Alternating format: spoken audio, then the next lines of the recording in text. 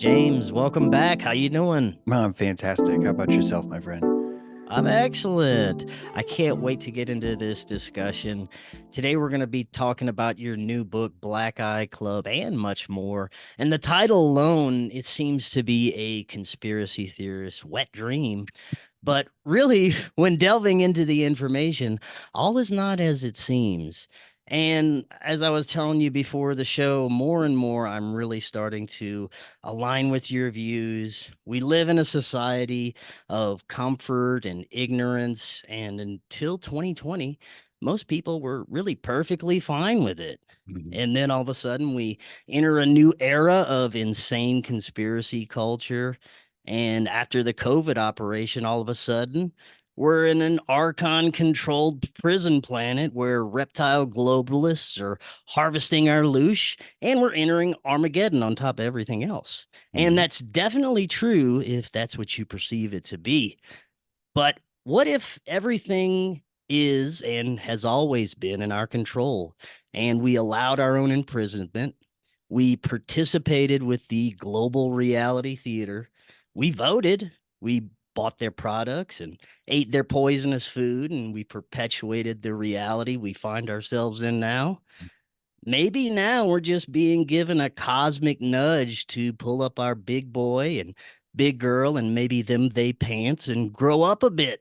So we've got a lot to get into here. Before we do, it's been a while. Remind the audience a little bit about yourself and your work. Well, I got to tell you, that's a lifeline just hearing you even saying these things because it's tricky business to make it through the gauntlet. But yeah, my name's James True. I just completed my seventh book called Black Eye Club. I'm a obviously an author, and I call myself a sophist. But if I was trying to be fancy, I'd say a philosopher. A sophist is one who's peddling wisdom on the street, and so I'd like that term better because it's more akin to really the decentralization of gnosis and where we're going and what's needed, and it's not going to happen inside of a an academic shell. You're going to need to really grind your nose into the pavement and watch the skin burn off, and then miss the skin, and then think about ways to not let that happen again. And the entire process, to me, has really only because I've been through it, and it's been significantly painful to my psyche, that I started to realize maybe this is actually progress. Maybe this is actually what growth feels like. And so I see us as going through a gauntlet, and then a gauntlet, and then a gauntlet, and then a gauntlet, and that this circular motion is necessary for us to constantly be challenging ourselves to expand and realize the medium of belief, really, that is underneath everything that we have. And once I let go of insisting that everything had to be true and everyone had to be on a quest for what is the most accurate representation, once I really let go of that fantasy and realized that that's not what people are doing, that as you eloquently said in the beginning, that this is I say it's a comfort movement, not a truth movement, and that I think this is a valid thing. I don't think this is even a slight against humanity. I think comfort means you're burning less calories, you're burning less electricity to maintain a certain equilibrium, and that equilibrium is going to generate a certain amount of morality and compassion from you. So the more equilibrium you have, the more compassionate you're going to be to your fellow man. So I'm in not in the business of let's rip open these people's eyeballs and shove the truth in with a giant fire hose.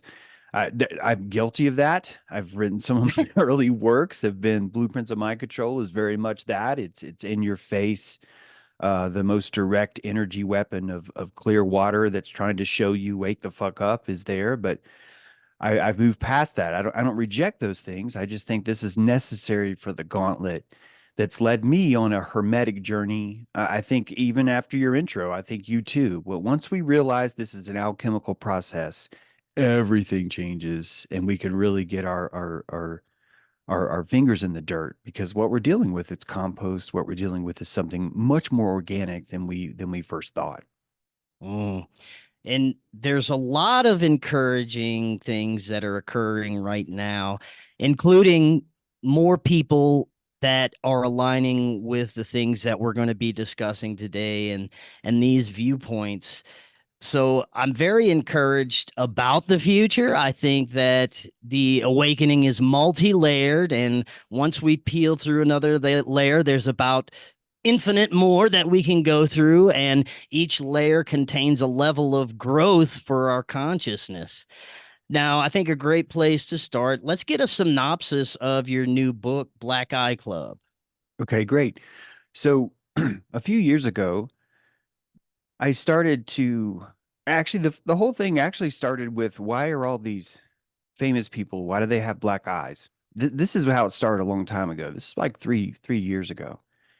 And but the standard stories that I was hearing on the street didn't make sense to me that someone like the Queen of England's gonna go underground and take a punch to the face and not flinch. And it's not because I don't think that she could handle that or she's not a cold-blooded killer or whatever you want to say. It's more about just the way the anatomy works, the way our body works, that there's certain reflexes that honestly there's no neocortexual thought involved. There's no conscious thought that goes into certain reactions that we have. And it led me down the road of just doing what I do, which is just learning how these parts are different, which parts work the way they do. And it led me to this idea of the Eye of Ra, which is kind of like a big tangent. I left the Black Eye Club entirely and I really just went out on this notion of there's a an aperture of consciousness that seems to exist inside of all of us, a drum or an opening, so to speak, much like a camera lens has an aperture, and that the wider that aperture is, the more light is able to burn into the film, and the film's able to develop a deeper, richer picture with less light. So there's more information with less light coming through. And this burns the film out. This is pre-digital, of course, but it burns your film quickly. There's a lot of disadvantages to having a wide open Hmm. aperture, but you're also able to see things at night, for example, or capture things during the day, or quick, fast things. There's all kinds of advantages and disadvantages to this. And if consciousness worked the same way, then I would be able to trace and find certain anatomy and certain processes that would show us this, and we do. We do not freeze up when we freak out like a deer in the headlights. We have this throttle, this ability to either hallucinate a reality or stop the hallucination of reality on top of what we see in order to survive. So we don't face certain truths, such as uh, the Vietnam War. That you could be invested in that war as someone who loves America, and or as someone who's enlisted in the Marines, and now you're there and you cannot cope with the fact that what you're doing there is not being a good guy. That maybe you're doing some bad stuff, and that your aperture would be there to protect you, and so it would actually hide certain truths from your psyche. This is called tunnel vision. People have this when they get angry, when they get afraid, even when you enter into shock. Your body literally says, hey, your arms and legs, fuck that. I'm just going to protect your core because I'm in shock right now. So all of this just revealed itself to me. And one of the clearest ways is the idea that there is dopamine and melanin inside the body, and that melanin is not a pigment of your skin. It's actually an absorbing electrical chemical that absorbs information, i.e., sensory input that would otherwise freak us out when we're staring directly into the face of a predator. I use predator really broadly here, spiritual entity, a large creature that is bigger than we ourselves could perceive, that we could be in the room with this creature but not freak out because our aperture tightens and closes and just doesn't show us that data. So this body has this gas pedal and this brake, this melanin and this dopamine, and that I just unwrap the science into why this works, how it works this way, and why our eyes are really like a Plato's cave, a place where shadows are painted on the wall by our amygdala. And the amygdala decides this is what I want you to see because, quite frankly, if I showed you the entire truth of what the occipital lobe just told me is there, you are not going to make it. You're gonna pee in your pants. you're going to freeze up, and you're going to die. And so this is a natural process that's built into us. We're not able to just handle pure raw truth. We need a volume to turn it down. I'm going to stop here, but this gets us back to Black Eye Club. I swear it does. But it's just Mm. this was just such a huge sidebar for me that it really led me into just researching this, the way consciousness itself works, the pineal gland, meaning I call it the first eye, not the third eye, because ultimately it would seem as if your reptile sees the reality first because your neocortex requires at least a half a second for it to catch up. So to really understand what's going on, we would have a first eye, which is impulsing data information first, long before our brain gets it. So to understand consciousness, you're really looking at this triune, this trinity of reptile, spirit animal, and man.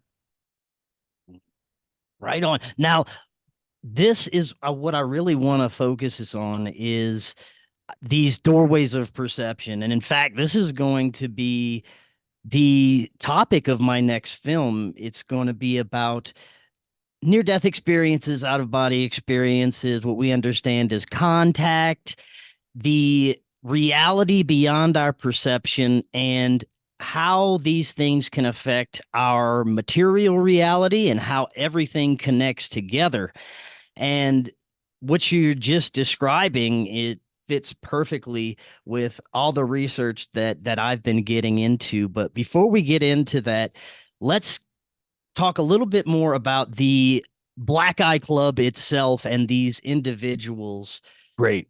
Is this supposed to be some sort of initiation ritual that they were doing? Okay. So to skip ahead, but one important point Mm. is that all our olfactory gland, the it's in the top of your mouth, and we shut that off when we're born. It's alive when we're a fetus, but once we're born, we shut that off. And that olfactory gland is really the ultimate truth detector.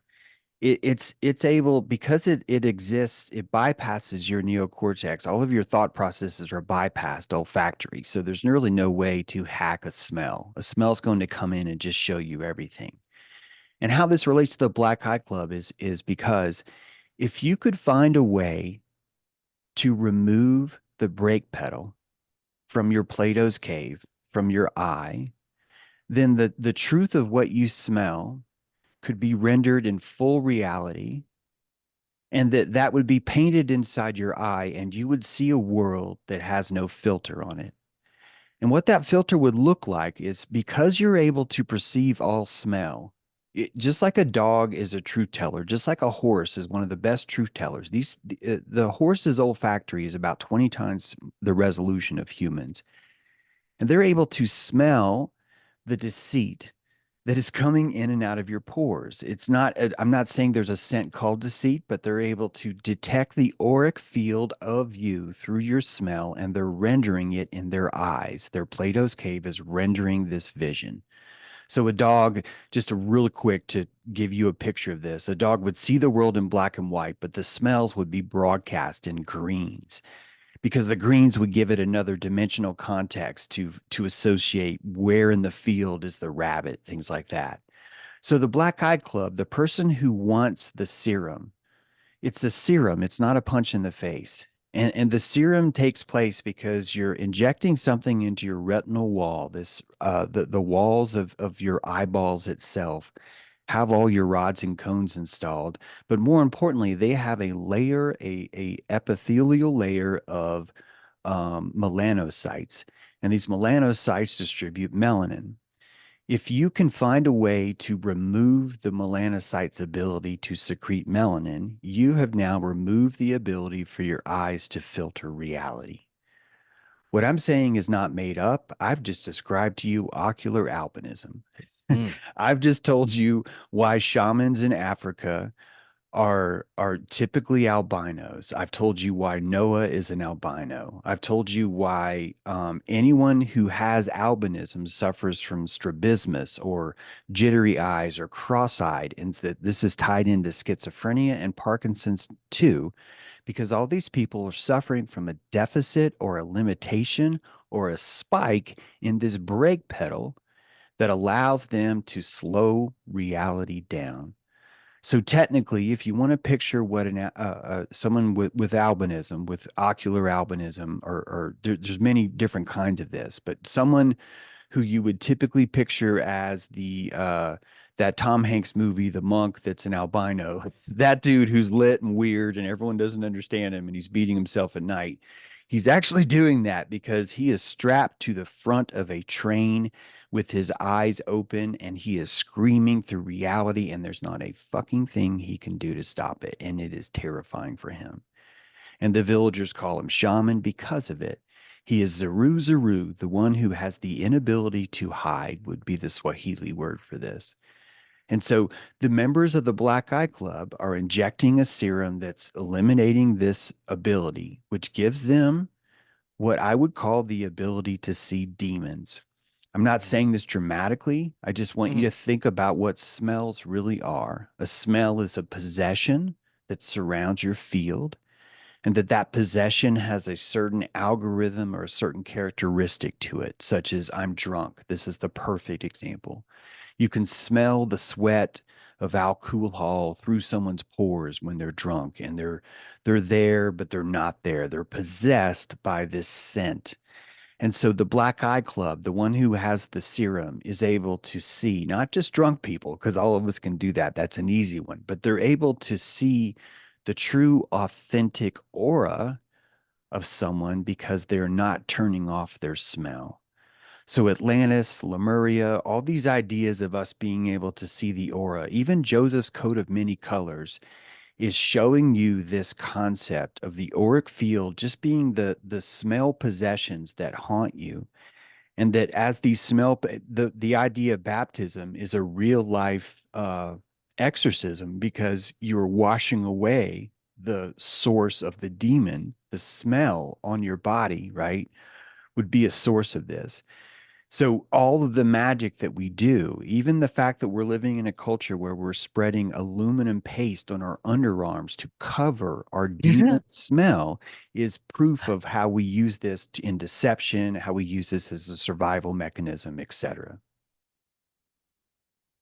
So right now, what we're seeing with celebrities, some royals, some of the globalists that are being thrown under the bus, scapegoated, some are even being sacrificed. It seems like this is all being put forward as some sort of ritual, but these people are also in the Black Eye Club. I think that most of the witches that you see burned in Hollywood, keep in mind that Hollywood is a wood that's meant to be Mm, burned. So the entire sacrificial process is not an accident. It's like, hey, right. this is what we do here, and people watch us because we know how to burn. I think those figures really are just char that burns well. They don't need to know or see anything deeply. They are riding the coattails of just witness. Keep in mind that fame is the most intoxicating drug that there is, and so fame ends up being quite a mainstay for an addict. And typically, an addict's not going to be someone who's necessarily in charge. Typically, an addict's going to be someone who doesn't necessarily even want to know the truth. They just want their fix. So, personally, what I think is a lot of the archetypes that we see in Hollywood, these aren't lit people. These are people that we set on fire. I know that we think that lit people, and setting them on fire those look sound really the same, but they're really not. The lit people, I think, would actually they don't need the drug of fame because fame is such a difficult drug to be the mistress, to have that as a mistress. You can't go outside, people show up at your house.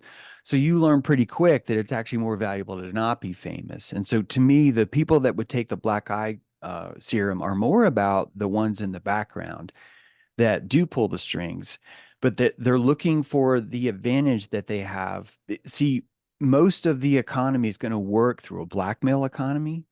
The real world, the thing that countries work in, what we call countries, is just simply a blackmail economy of various pirates that have just, achieved the most successful way of maintaining a culture, a people. I'm not even calling this bad. I mean, I get we can say, oh, they're the evil. I'm fine. Okay. But I mean, to me, they're just clever. and they're not really out to necessarily torture us simply because they have a pretty full life. I think they have a Right. lot better fun. It'd be like me getting off, like tricking my chickens, like, oh, I'm going to move my chicken feed over here. Ah, I am in charge. Like, it's just, no, I'm going to be like doing a lot of weird stuff. I don't necessarily, I'm not looking out for the chicken's psychological well-being, but I want them to be chickens. I want them to be the Mm. best chicken they can be. So it's like, as a farmer, this is the better way to, I think, to look at who's on the black eye serum is someone who more farms, not really people, I think, because that's not really the product. It's really more the witness and the attention.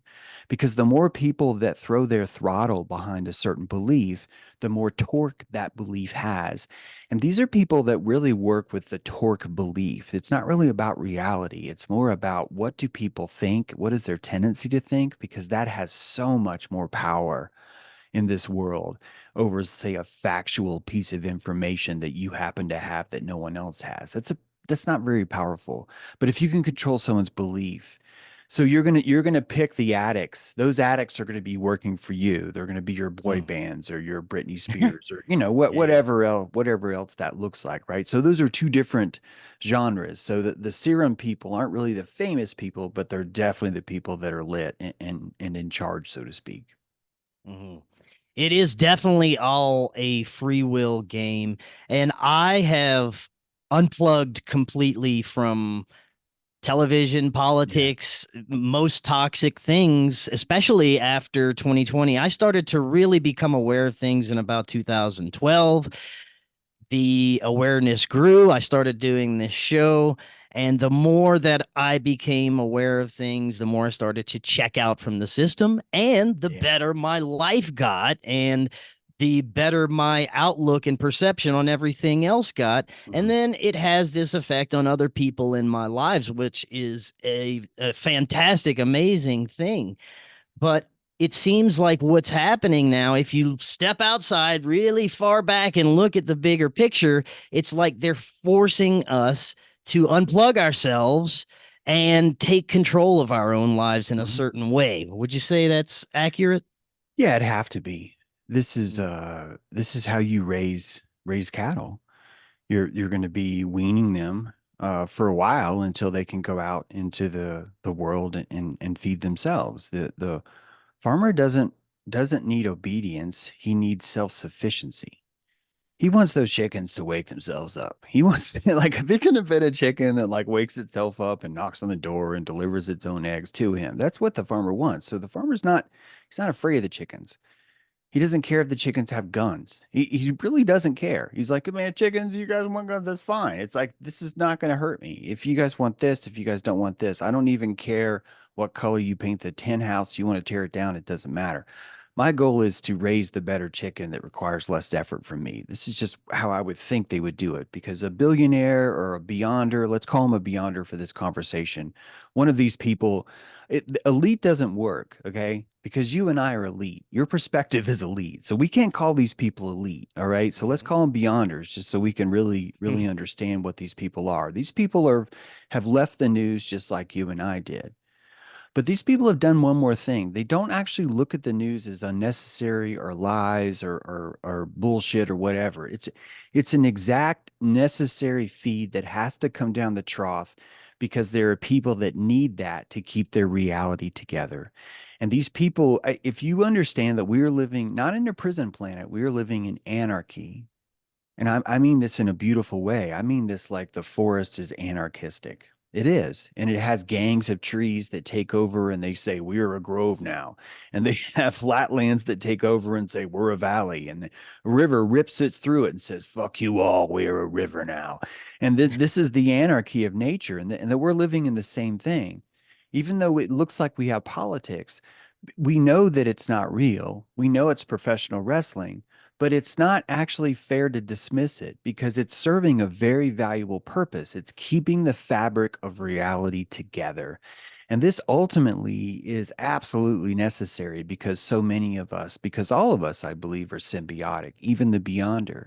Because we're symbiotic, we're going to need to be in the same collective pool, but each of us need to be able to call each other a liar or a crazy person.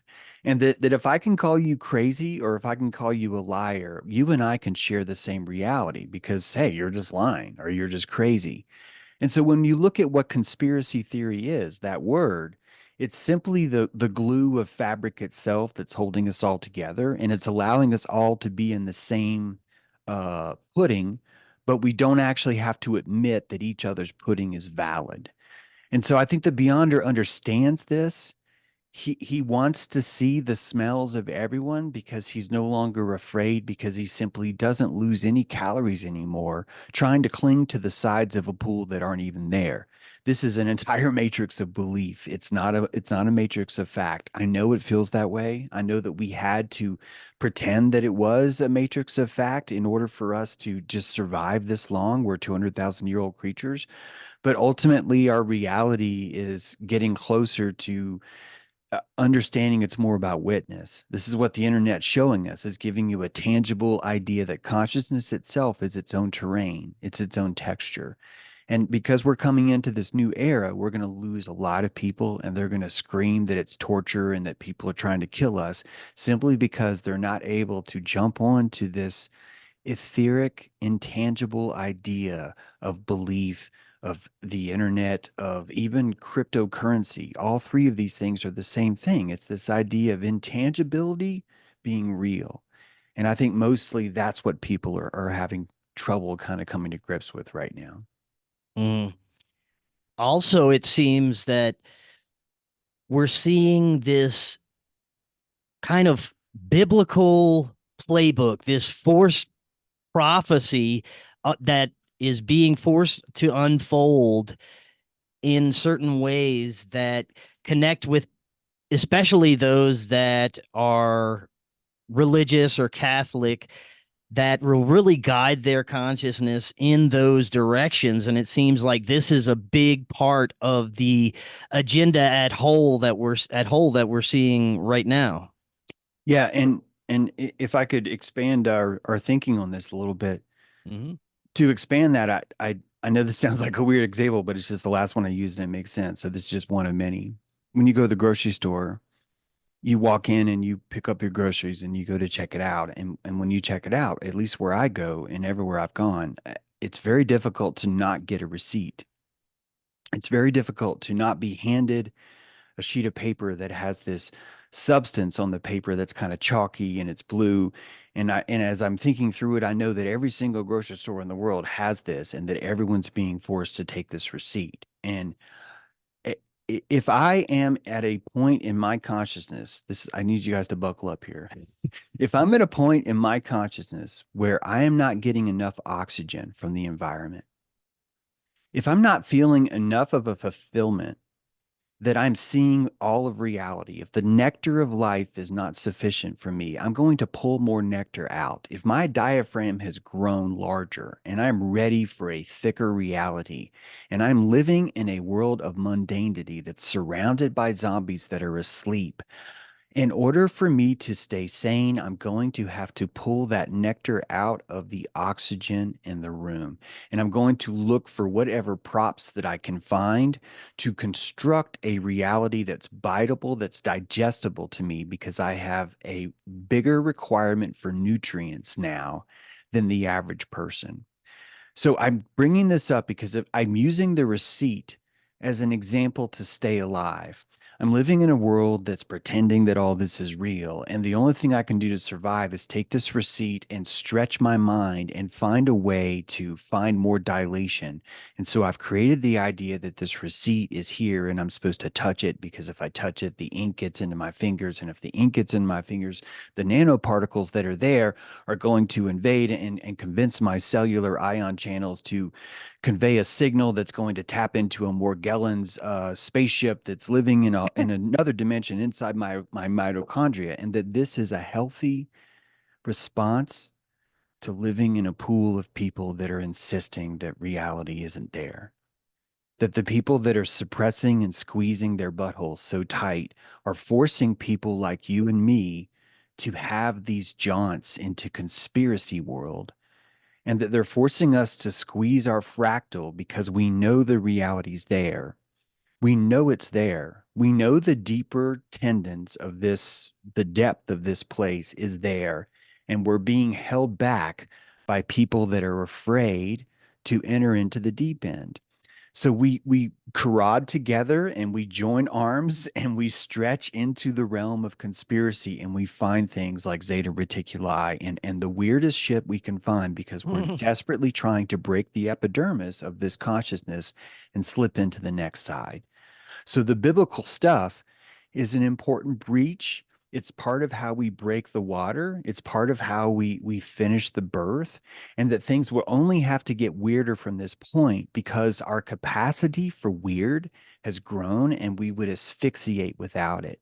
So I think as time grows, we're just watching ourselves launch into the world, kind of like from 50s, from like, everything's tame in the 40s, and then all of a sudden the 50s hits and people are shaking their hips. Like at the time, that was huge, Right. man, right? And right now you have to kind of picture the same kind of hugeness, and it's going to look like this. That receipt, it was just one example. I'm not saying that.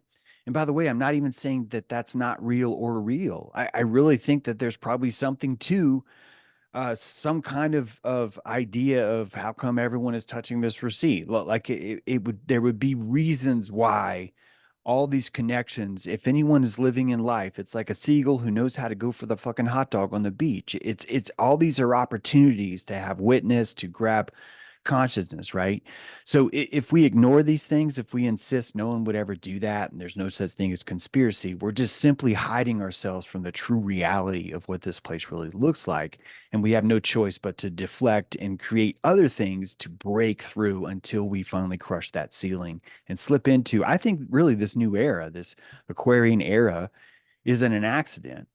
That we've left this Piscean world and we've entered into this new intangibleness of things, and that it seems to be a hermetic teacher. To me, none of this is on accident. It seems to be slowly unrolling itself, and that this is how the Mm. fractal would have to look, basically.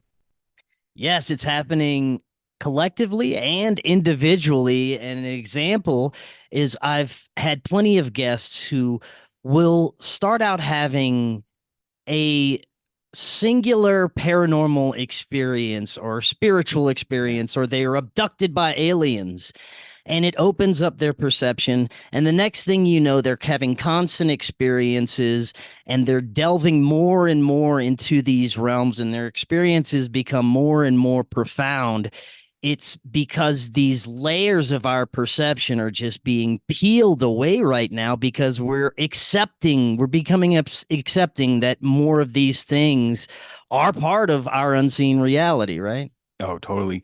This is why I think the amygdala and the eye of Ra is such crucial work. It's why I stopped doing the Black Eye Club just long enough, because I started to realize that, wait, this explains UFOs, this explains Bigfoot, this explains Mhm. shamanistic experiences, this explains ghosts, this explains poltergeist. And that what's happening is the amygdala, once you understand how the eyes truly work, which is the eyes are hallucinatory engines. There's so much more about this in my book. I don't mean to plug it, but seriously, if you want, I don't want to, there's so much more about this. What one of many things is that there are no blue receptors in the fovea, the actual part that reads color. There's not an actual blue receptor waiting for you. We actually, it's on the outer perimeter, which means we hallucinate all the blue that we see in the world. We actually hallucinate. We actually have to imaginate it into our existence. And when you start to research how we plot color, there's a clear order. White came first, red came next. Then we had yellows and oranges and greens, and then finally blue came after that. So once you understand that colors themselves are hallucinated based on the input and what's the most accurate thing to call something, you could start to picture how we ourselves are painting the world based on our comfort level, and that we would paint something. We would paint a creature in a costume simply to explain why the energy is in the room. And Bigfoot is the perfect example of this, because Bigfoot would be our friendly, fuzzy, dog like human. So it's part pet, but it's part human. And so the energy itself, in order for us to make contact with this, it's going to have to create a visage, a costume that allows us to approach it more. Otherwise, the amygdala will turn it invisible.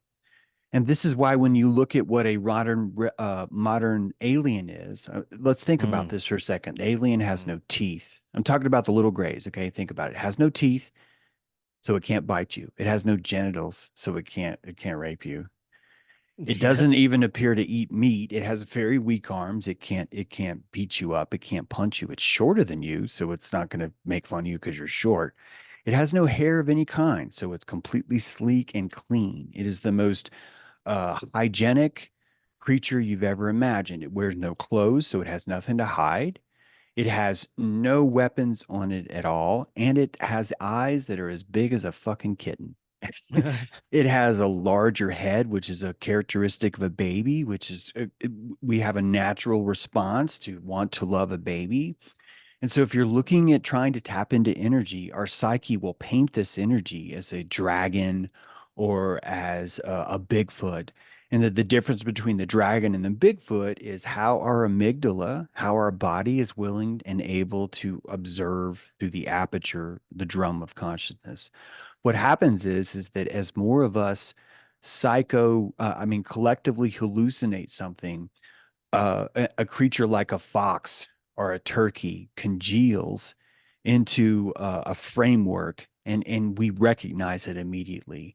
If you think back the first time that you ever saw a turkey, if you've ever pictured a wild turkey, you've been normalized. But if you can picture what that would have been like the first time you saw that, you'd be like, what the fuck is that? What is that weird?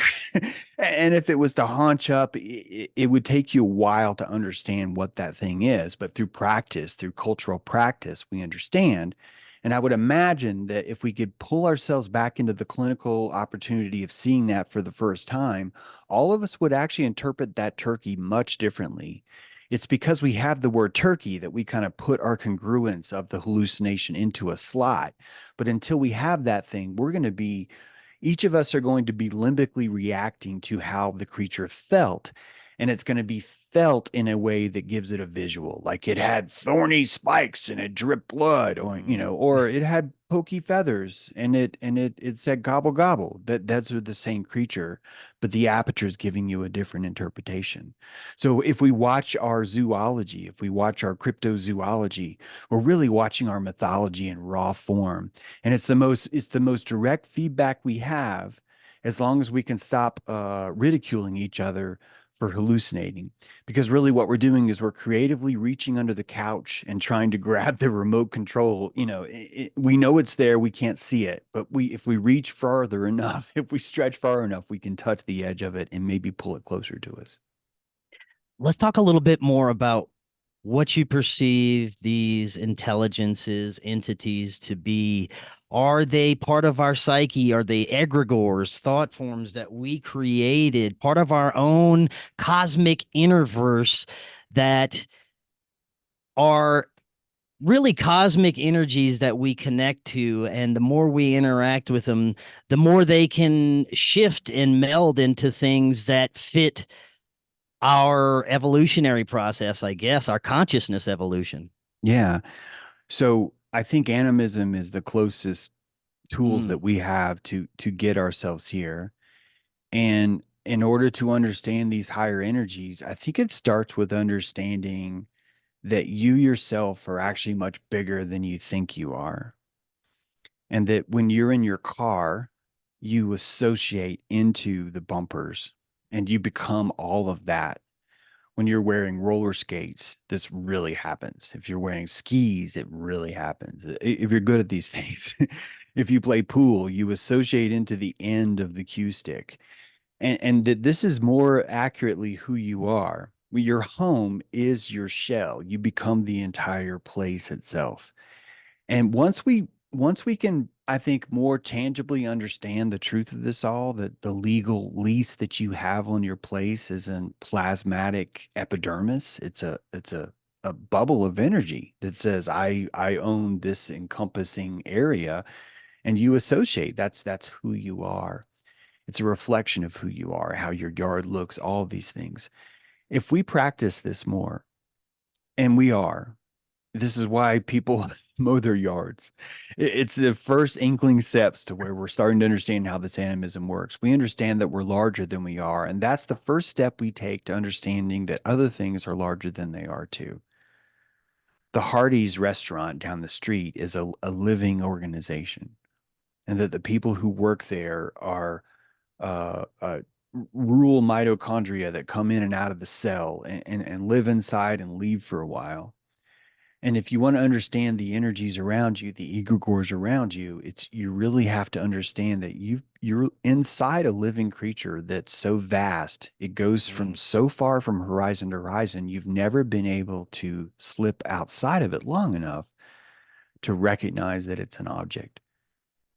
And so and the mountain I live on is an object. The neighborhood you live on is an object. The city you live on is an object. These entities have feelings, they have plasma, and you're going to interpret this plasma or you're going to ignore this plasma. It's going to be totally based on how comfortable your aperture is, how comfortable your consciousness is. This is why some people see these things and some people don't. So, to understand the power that's outside of you, it really becomes impossible because so much of the power that you ever, all the power that you really interact with is actually not outside of you. There's an epidermis outside of you, and that epidermis is outside of another epidermis that's outside of you. And the first epidermis that we learn is maybe I can stop watching the news. I don't know if that's possible. And it's hard. yeah. Because if you're going to go down the street, you're going to see a billboard, or you're going to see the worst is you're going to see your friend saying, "Yeah, I'm trying to stop watching the news, and this is what happened." And so, even if you find allies that are trying to stop it, it's still coming in. I think that that's a good place to be, but then there's an even healthier place to be, which is this is what I was talking about earlier, which is to look back and understand news is not poison. News is toxic back when you were believing it and you insisted that you had to drink it like pee water. You're in a kiddie pool and you're drinking the pee water of everyone else. You can be in the kiddie pool and play. I know this sounds gross, Eh, and be okay with it. And because once you understand it's pee and once you understand you're peeing in it too, you reach a certain level where now you're ready. You're not drinking anymore. And you really want to get out of there. You want to learn how to swim as fast as you can. And the new water's cold.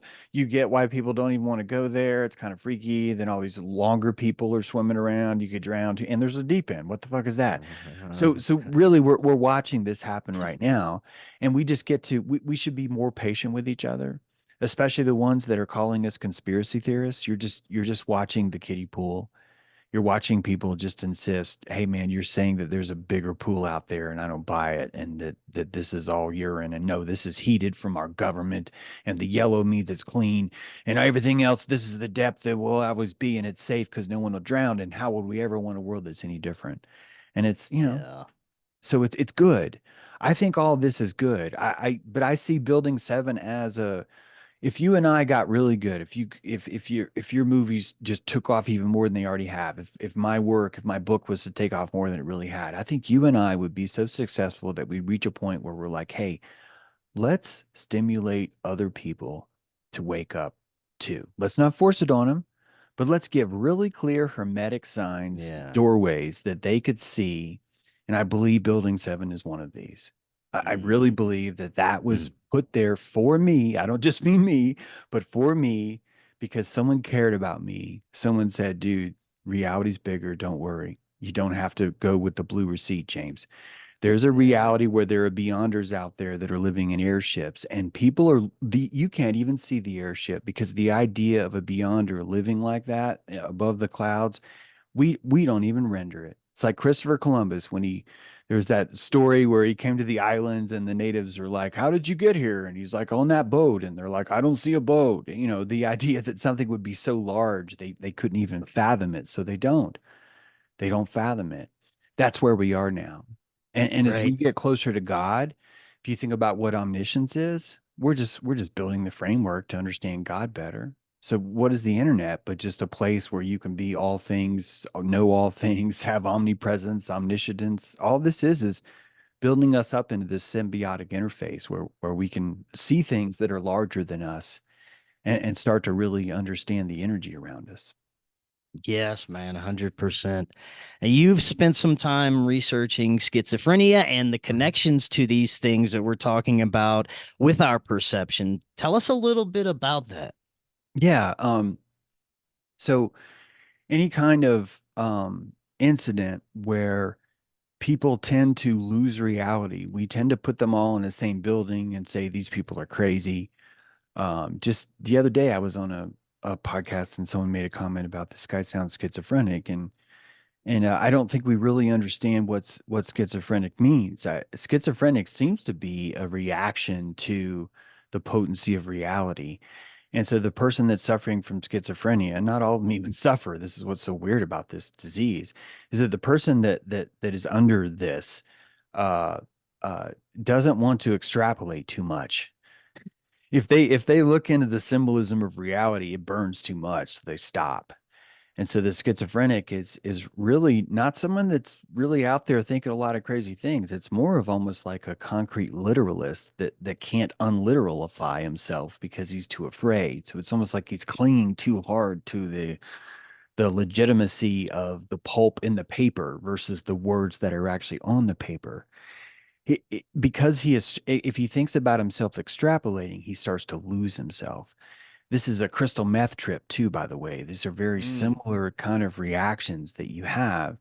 And so the meth dealer, the someone under meth in a room with someone else in a meth, they'll actually share a hallucination sometimes, where they'll Mhm. see a shadow that looks the same. Well, they'll build each other's simulation off each other. Keep in mind we're symbiotes, so my aperture can tap into your aperture simply by our faces looking at each other. It's an instant feedback. It happens through functional MRI. We can trace all this. So your aperture is able to build comfort, to hijack the comfort of someone else's reality Mm. and accept something more. So the first stages of hallucination tend to be shadow figures. I see a shadow somewhere. The second stage tends to be the shadow figure has eyes of some kind. So this is showing you that we build our hallucination based on how comfortable we are. And I know that crazy people, what we call crazy people, we tend to view as not being comfortable. But if you imagine it, just like we were talking earlier about albino, the person without melanocytes, it's not that they're necessarily having a good time. It's that simply their level of comfort has been raped a long time ago, and they're just exposed to these things at all times. And so they end up having these really reactions that we call crazy because they're looking at raw source reality, but they're fighting with us because technically all the sane people in the room are tearing them apart energetically to accept their version of reality. This is why we put all the crazy people together.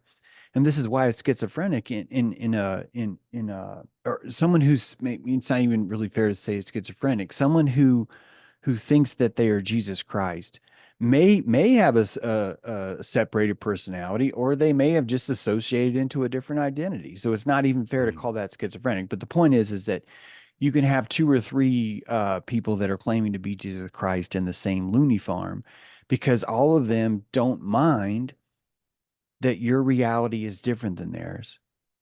And you and I, our sanity culture, we live in a sanity culture that insists that we all have to agree to the same reality, which means that anyone who's not able to do that, we have to isolate and put in a separate place. So the shaman, the mystic, even the pagan, these are the ones that were utilizing their animism more. And they were able to use it to build their own reality. And quite frankly, it just scared everyone else around them. But ultimately, that's the medicine we need, which is why so many of these people are shaman, because it's not that we need to see what they see. It's that we need the practice of being around someone that's seeing a deeper form of reality than we are, even if it means they're making up stories about the ink and the blue receipt. You're still looking at someone that has a thicker aperture. And the more that we can agree with them, the less crazy we will see them as, but also it will regulate us, and we will start to see more of the Bigfoots in the room, more of the energy in the room, because we're able to co-regulate and just have a better understanding. Ultimately, I think it's smell. Ultimately, that's what I think it is. And that Mm. once Jesus probably just saw smell, he saw the aura of someone. And by seeing the aura of someone, he's able to necromance. That's why that word is used so often to describe him, because he's playing with the demonic field of your aura, the smells around you. He's able to see through the deception and say, dude, you're not blind. You're literally hanging out next to the well saying, oh, if only I could find the well where hundreds of people are. This is how you beg. Okay. You're lying. And that's what he did. He healed the demonic smell of the deception that the man had around himself.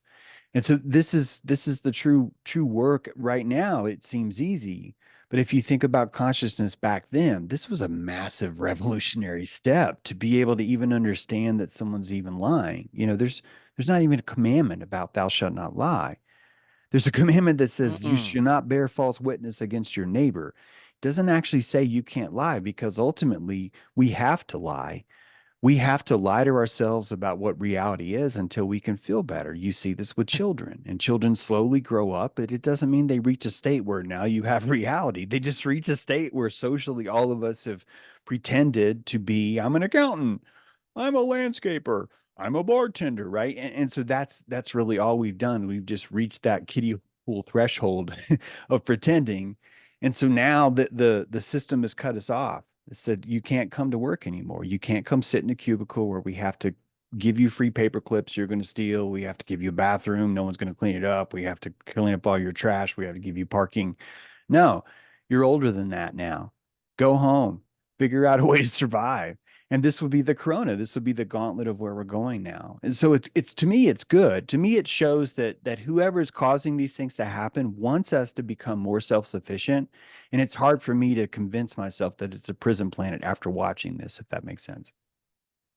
Now, when it comes to our perception, I couldn't verify any of this information. I've heard it on various podcasts or researching different conspiracy theories in the past, but I've heard that the military at one point had developed some sort of night vision goggles that used some sort of technology that had allowed whoever was using them to perceive some of these things that we were just discussing that Mm. schizophrenics normally see, maybe some of the intelligences out there, and they had to quickly discontinue the glasses because that it was obviously showing people too much.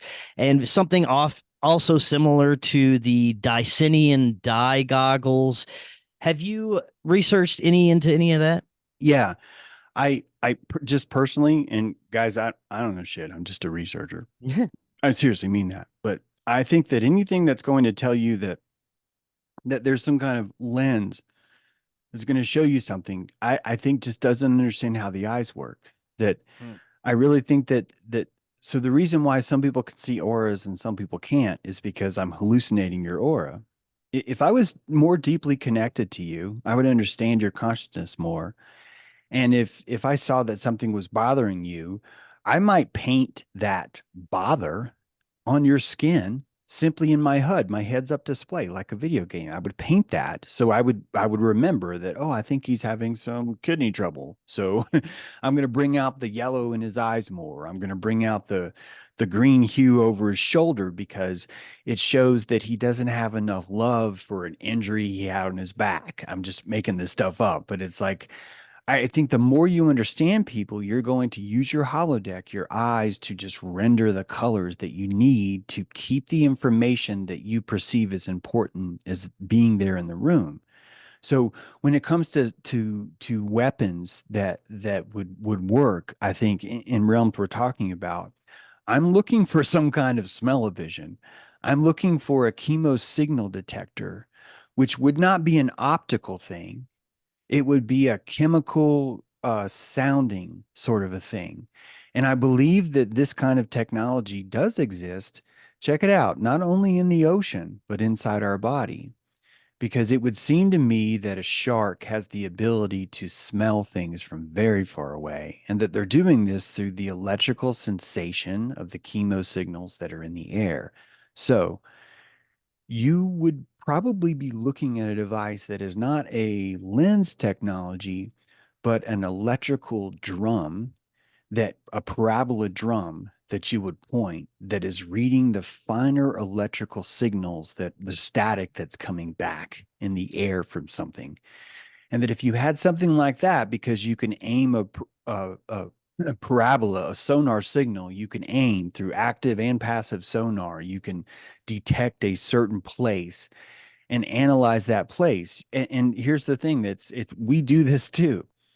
When you look across the field and you see roses, you and I have been told that the reason why we see roses is because light bounces on there and it reflects red and it comes back to us. And I don't mind if you want to keep believing that, but I think this is pre Aquarian. This is pre science, really. Before we even understood that our eyes, our colors are triangulated.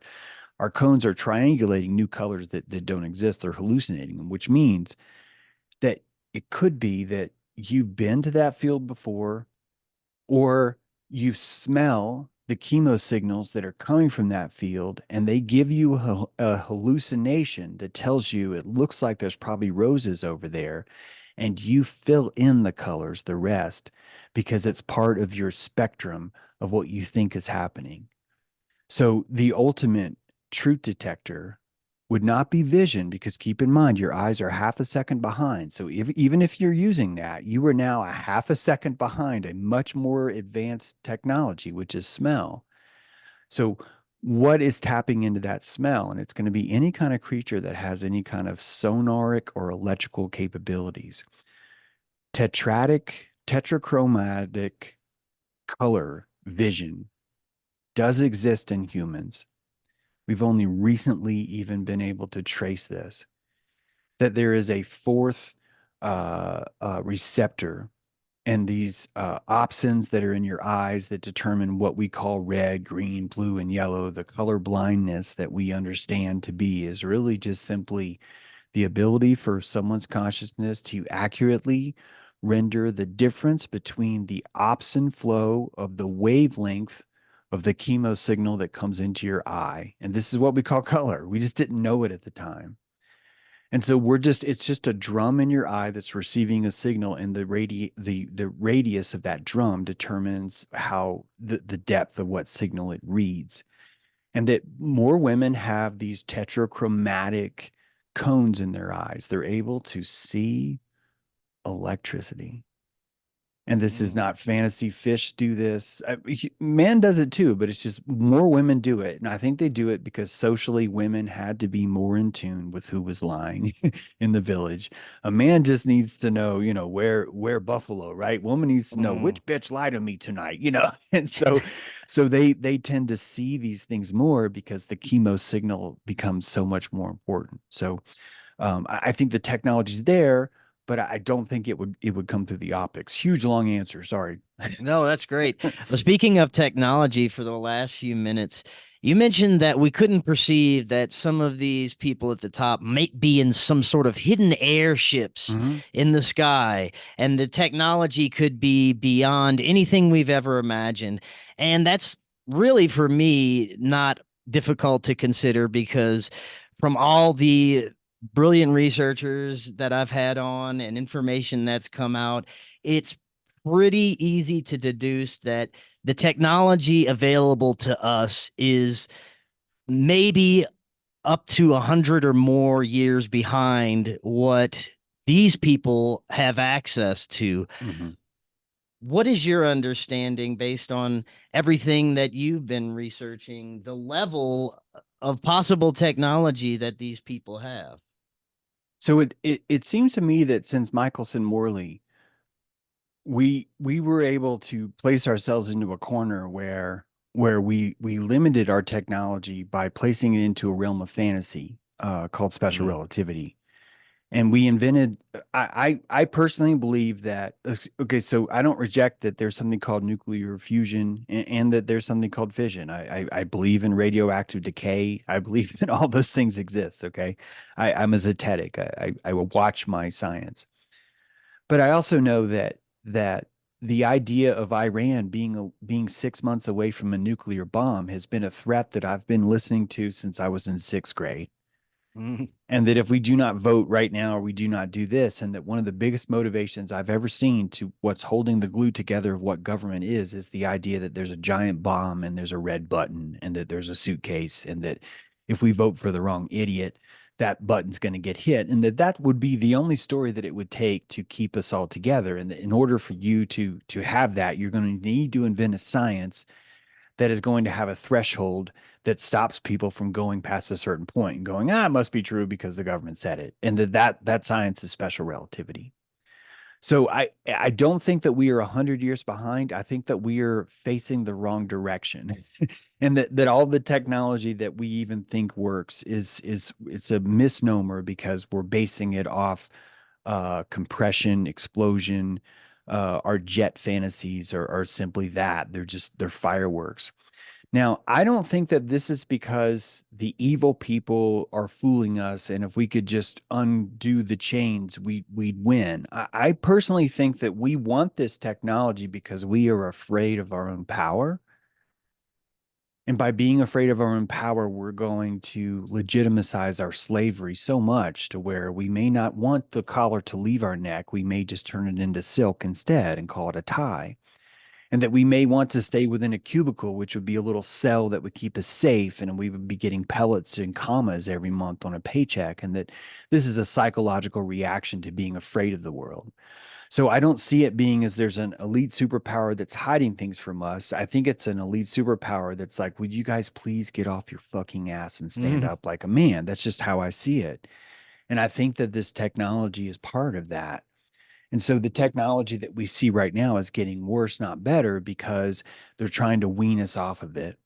And we are slowly being weaned off of that. And the first way we really are going to find that is we have to give up on the idea of there being a Masonic power saving Messiah that's going to give us a free energy device. I think this is step Yeah. one to weaning ourselves off of that. And Musk really is that. He's giving us all of the fantasies that we need to believe, and that none of it has to be true. But this is not a different time. It looks like a different time. It looks like this is the revelation, and it is. But I want you to know that this happened with Kennedy. This happened with Sputnik. This happened with George Washington. This happens with the Civil War. We had a Northern Army 6 years that was going to invade the South 6 years before we decided, oh my God, we're having a civil war. Who could have ever foreseen this happening? So it's this is not new things. What's different is we have the internet, but more importantly, what's different is our apertures are wider and we're able to see things. And this is going to look like a deep state. If you can't take the whole truth, you're going to call it a deep state. You're going to say the state is legit, but inside the state is a tumor, and it's deep inside and it's one little portion. And if we go in and we find that deep state and we pull it out, then the rest of government's good. And this is what a battered wife says. Oh, he just had a rough day and he just hit me. This is just standard trauma abuse, Stockholm syndrome stuff. And it's okay. Yeah. This is how you get out of the cave. You say there's a deep state first, and then you want to cleanse the deep state. Then you start to notice, wait a minute, government itself, the whole thing is this way. And then at first you're disgusted and you think because of the world's broken. And that's where you're going to get lost. And most of us slip back into the cave because we think it's broken and we think that it has to be evil. But I'm telling you, it's not. If you understand that this is a hermetic ladder, this would be the necessary precautions that you would want to have on a kiddie pool to just stop really stupid, retarded people from drowning themselves. You would want this. Yeah. You would. And you would Yeah. want to set them up with a fake energy that's made out of toy guns and that free energy and everything else, and that would be the necessary way, and that you would wait for people to naturally climb themselves out. And this is why we have their system now. Even going into business for yourself is a hermetic spiritual journey if you think about it. If you're able to find a way to support yourself, you've stepped into a beyonder role. You are becoming an elite. This is the original definition of Freemason. And I know most people in our field are like, Freemason, get him. We have to kill that Freemason. But the Freemason was the first guy that wasn't a serf. He wasn't a slave. He was the dude that went from village to village, and everyone's like, "Holy shit, you can build me a house out of stone." He's like, "Fuck yeah, I'll show you how." And they're like, "Oh my God, you're so Yeah. powerful." And he was powerful. And why do we hate Freemasons? Because we're afraid of power. That's all. That's all. And so we're just watching our natural reaction to wanting more power, but being afraid of it. And more importantly, we want to be afraid of power, but we never have to want to admit it. So we want a slavery that lets us pretend as if we're enslaved. We want to pretend as if someone else is oppressing us. That really helps our fantasy because it allows us to stay on our knees more. So if there's a lifeguard that's saying you can't leave the kiddie pool, the kids that don't want to leave, they're going to insist it's because the lifeguard is insisting that they stay. And that's actually not what's happening at all. They're just kind of piggybacking off of that. I think that's really at the heart of what happens most of the time because people are just afraid. It's a scary place, you know. Yeah. They want the stories. They want the red and the green light in the harbor that says, "Look, don't go over here and go over here." And then, you know, and they're doing the best they can. Yes, man. Perfect note to end on. James, thank you so much. This was great. Definitely going to have you back on I'd love sooner to. than last time. So much more we can get to. Before you go, let the audience know where they can find your books and everything else you've got out there. Yeah, please consider my book, Black Eye Club. It goes into so much more of this. It takes place in Africa. You can find it on Amazon, or you can look up my website, JTrue, or find me on YouTube, or just Google me. But it's Black Eye Club. It's audio, it's paperback, it's Kindle. All the versions are there. It's my seventh book. It's actually a prequel to another book I've already written called Quantum Rapture, which literally explains that the Old Testament has AI demons that were training early man to psychologically stop acting like animals, and that this would be part of this farming process of consciousness. So it's an interesting take on what's happening on a much broader scale. So and I'll just say thank you so much, Christopher, for having me on. It's been a real pleasure talking to you. Yes, it's been wonderful. Thank you, James. We'll do it again.